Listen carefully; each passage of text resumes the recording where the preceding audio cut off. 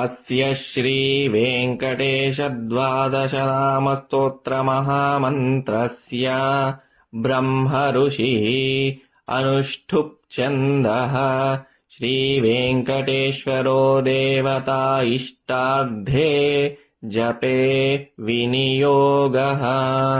नारायणो जगन्नाथो वारिजासनवन्दितः स्वामी पुष्करिणीवासी शङ्खचक्रगदाधरः पीताम्बरधरो देवो गरुडासनशोभितः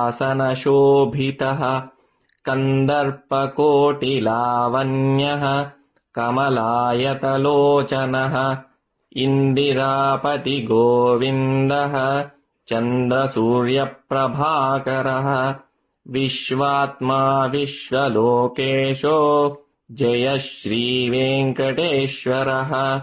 एतद्द्वादशनामानि त्रिसन्ध्यं यः पठेन्नरः दारिद्र्यदुःखनिर्मुक्तो धनधान्यसमृद्धिमान् जनवश्यं राजवश्यं सर्वकामार्थसिद्धिदम् दिव्यतेजः समाप्नोति दीर्घमायुश्च विन्दति ग्रहरोगादिनाशं